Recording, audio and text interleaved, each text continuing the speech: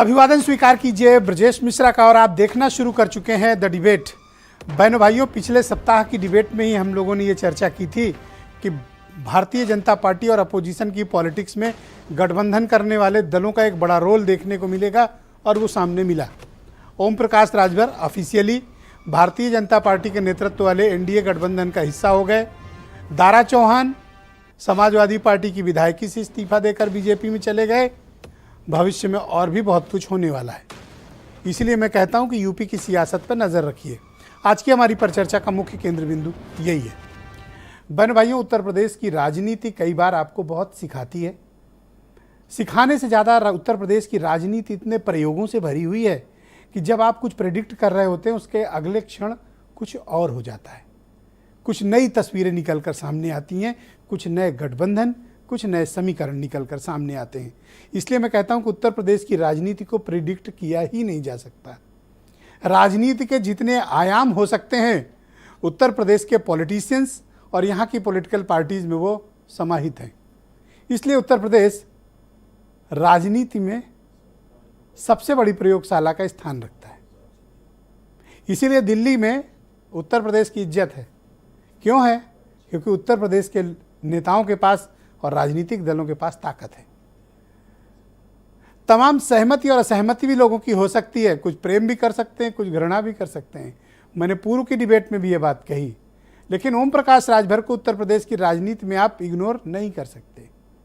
BJP जैसी mighty political power जो 80 में 80 जीत लेने का दावा कर रही थी, आखिर उन्हें भी राजभर के सामने सजदा करना पड़ा, दारा चौहान को नमस्कार करना पड़ा। अभी तो और बहुत से लोगों के पास जाना बाकी है। तो बहनों भाइयों, यहाँ कोई ये न समझे कि वो सर्वाधिक ताकतवर है। यहाँ जो सबसे ताकतवर दिख रहा होता है, दरअसल वो अंदर से कमज़ोर होता है, और जो कमज़ोर दिख रहा होता है वो आशा के विपरीत अभूतपूर्व प्रदर्शन करता है। और उत्तर प्रदेश की राजनीति हमें यही सिखाती है। क्रिकेट और यूपी की पॉलिटिक्स, एनीथिंग पॉसिबल। जो आपको लगता है ये मिशन इम्पॉसिबल है, दरअसल यूपी में वो पॉसिबल होता है। और ऐसे ढेरों एग्जाम्पल हैं। मसलन सपा बसपा का गठबंधन भी उसी में से मिशन इम्पॉसिबल में आता है। तो राजभर पहले भी बीजेपी में थे, फिर छोड़कर आए, फिर वापस बीजेपी में गए। चुनाव तक रहते या नहीं रहते, अब देखने वाली बात होगी। लेकिन उत्तर प्रदेश की इस राजनीति ने यह बात बाकायदा सिखा दिया है। और मैंने भी एक बात आपसे कई बार डिबेट में कही कि यूपी की राजनीति का वर्टिकली डिवीजन हो चुका है। वर्टिकल डिवीजन है, आइदर दिस साइड और दैट साइड। बीच का कोई रास्ता उत्तर प्रदेश में नहीं बचा, और बीच में जो खड़े हैं उनकी राजनीतिक तबाही तय है। दो बड़ी राजनीतिक ताकतों के बीच जब युद्ध छिड़ा हो, आप घर नहीं बैठ सकते। आपको एक का पाला छूना पकड़ना पड़ेगा, एक का साथ तो आपको देना ही पड़ेगा। तो कोई बीजेपी के साथ जा रहा है, कोई अखिलेश यादव के सोशलिस्ट अलायंस के साथ जा रहा है। बड़ी चर्चा थी कि जयंत चौधरी का क्या होगा। फाइनली जयंत चौधरी बेंगलोर पहुंच के साफ साफ कह दिया कि मैं कहीं नहीं जा रहा, मैं तो अपने दोस्तों के साथ इकट्ठा हूं।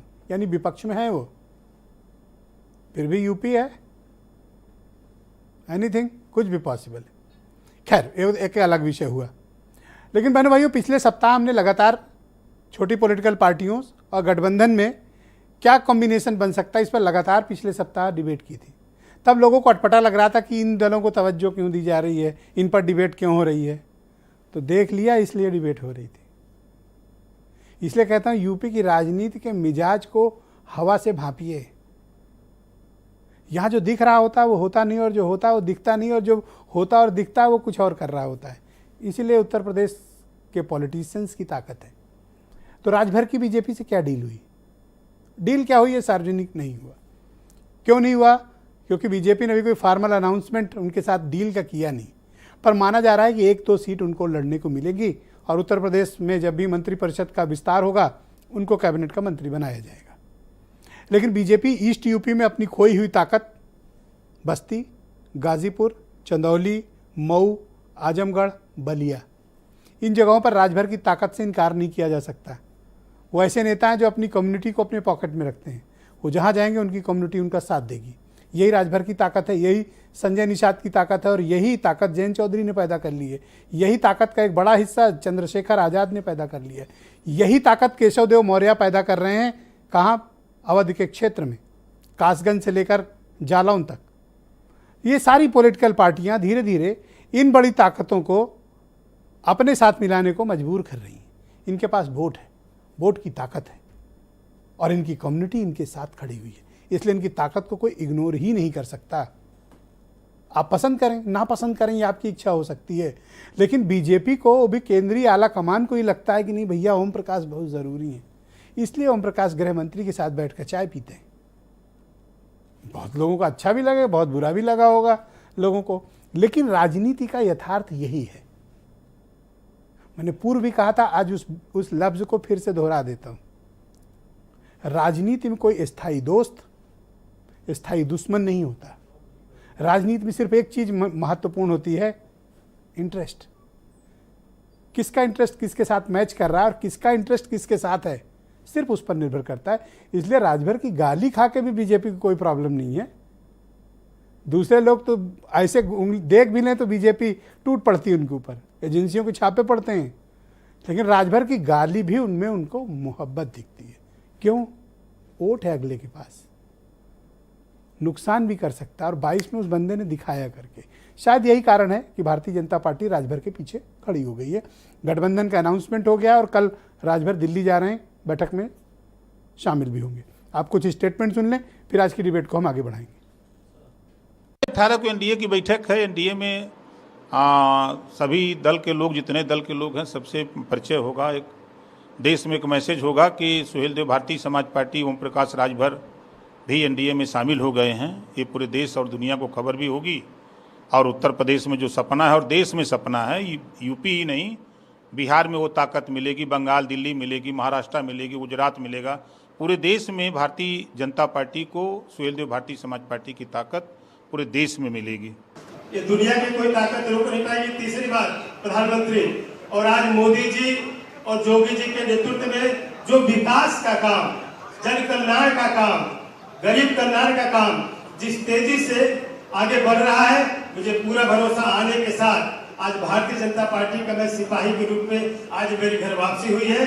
पिछड़े समाज के बहुत ही वरिष्ठ नेता, मैं कह सकता हूं कि समाज में जिनकी बड़ी पकड़ है, जिन्होंने लगातार समाज के लोगों के लिए काम किया है, ऐसे हमारे जुझारू साथी आदरणीय दारा सिंह चौहान जी ने भारतीय जनता पार्टी परिवार को ज्वाइन किया है।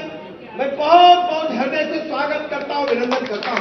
उत्तर प्रदेश के वरिष्ठ नेता दारा सिंह चौहान जी हमारे पुराने साथी हैं। अब उन्होंने पुनः दोबारा भारतीय जनता पार्टी में मोदी जी के नेतृत्व में काम करने का निर्णय लिया है।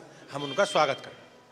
ये मत सोचिए कि जो यहाँ बैठक में है उससे बाहर लोगों से संपर्क या उनके साथ कोशिशें आगे नहीं होंगी या कोई दरवाजे बंद हो गए हैं। दरवाजे हमारे खुले हैं। सैद्धांतिक रूप से हमारे मुद्दों पे जो भी मेल रखते हैं, जो संगठन है, जो पार्टियां हैं, जो नेता हैं, वे साथ आएंगे।